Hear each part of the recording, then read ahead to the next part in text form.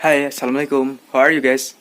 Right now, Indonesia become great country, become the largest Muslim country in the world. You can check it on internet. The distance between Indonesia and Arabic countries is so far. But why Islam can spread to Malay land, Malay country, especially Indonesia? One reason is Wali Songo's role. So in this video, I'm gonna tell you the short history of Wali Songo. Let's see the video. The Wali Songo are the first saints of Islam in Indonesia, especially on the island of Java, because of their historic role in the spread of Islam in Indonesia. The term Wali is Arabic for trusted one or friend of God, while the term of Songo is Javanese for the number 9 or group of monks. So in the conclusion, the term of Wali Songo also and often translated as Songo of Saints. Also referred to as a group, there is good evidence that fewer than 9 were alive at any given time. Also, there are sources to use the term of Wali Songo to refer to the saintly mystics, other than the most well-known named individuals. Each man is often attributed Sunan in Javanese, which may derive Nuhun or Sinuhun. It is contact meaning honor. Most of the Wali were called Raden in their lifetimes because of they were members of royal houses. The graves of Wali Songo are venerated as location of ziarah or local pilgrimage. The graves, also known Punden in Javanese language. Some of the family relationships described below are well documented. Others are lesser thin. Even today, it is common in Java for a family friend to be called uncle or brother despite the lack of blood relationship. Number 1 is Sheikh Maulana Malik Ibrahim or Sunan Gresik. He was born in Samarkand, right now Uzbekistan.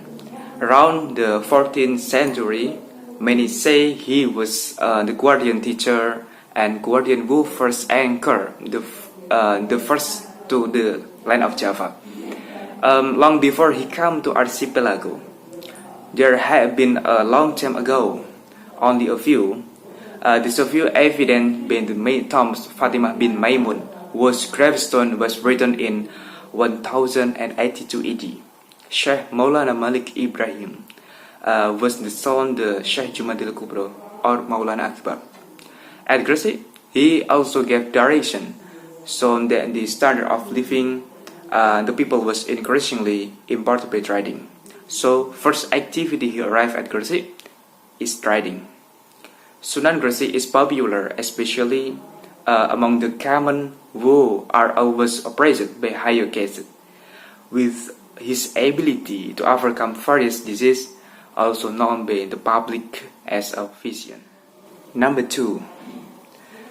Raden Paku or Sunan Giri was born in Blambangan, right now in Banyuwangi, East Java, in 40 and 42 AD. He was the son of Maulana Ishaq and his mother was named Dewi Sekardadu, son of Menak Samboja.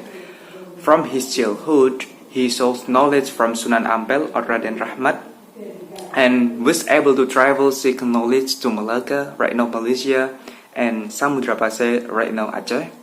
After getting enough of the knowledge, he then initiated to establish a boarding school in the village of Sidomukti, Gresik. His pesantren is known as one of the centers of the spread of Islam in Java.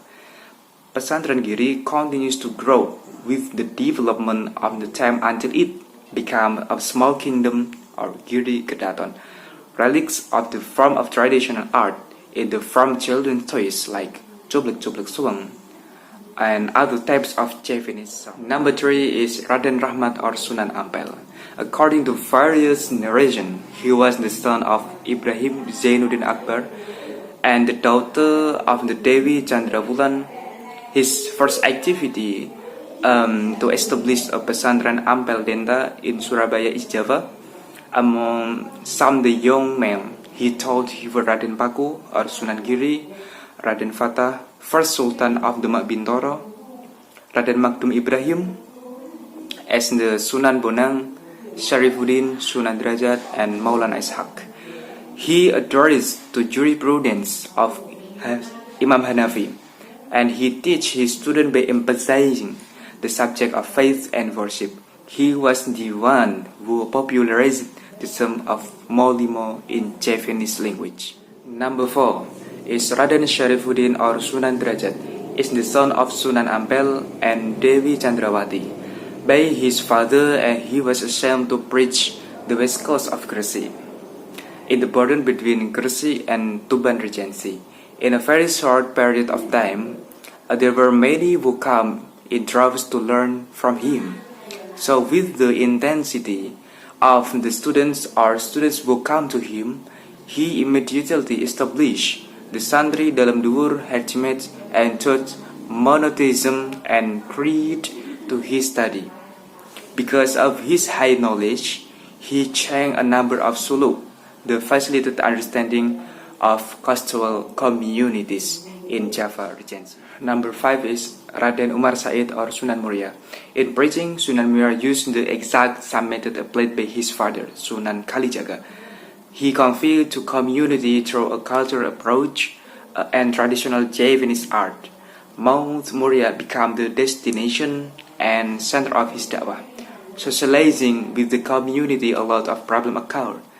He is believed to be a wise solution in the midst of the community. No wonder if it became a problem solver in living of their community. Number 6 is Raden Syarif Hidayatullah or Sunan Gunung Jati. He is a descendant of blue blood from the Pajajaran Palace from Nyai Rara Santang. Therefore, he is the only Wali Songo who entered to the world of government as the next generation of Pajajaran Palace. Sunan Gunung Jati makes the city of Cirebon as the center of Da'wah and its government, so that it succeeds in developing power and spreading of Islam in Cirebon. In his Da'wah, he embraced the tenets of the Middle Age to be straightforward and approach the community by building and to build of infrastructure of road in Cirebon city. Number 7 is Ja'far Shadiq or Sunan Kudus. He come from Al-Quds, Jerusalem, the son of Raden Usman Haj with Sharifah. Sunan Kudus is student of Sunan Kalijaga. The way of Sunan Kudus preach by approaching people through Hindu Buddhist symbols. It can be proved from the architecture of Kudus Mosque and Menara Kudus. The shape of the tower, gate, fountain of Kudus Mosque symbolizes 8 Buddhist streets. He spread the teaching of Islam in areas that barren in the Kudus city. Number 8 is Raden Syahid or Sunan Kalijaga. He was born in Tuban and died in Demak in 15 and 50 ED. The method of preaching he used was the understanding of Salaf-based religion, namely art and culture. Example of culture and art that he used are carving, puppets, gamelan, and art through Javanese song. Therefore, the teaching he used to the public seemed by syncretic. Some of the famous songs that he created are Lir Ilir and Gundul Gundul Pacul. The method seems effective because it can take the hearts of the people in the society. The last one, number 9, is Sunan Bonang or Raden Makdum. He is the son of Sunan Ampel and Nyai Ageng Manila. And his dakwah through literary art and the form of suluk tamsil. And besides that, he creates Tombo Ati.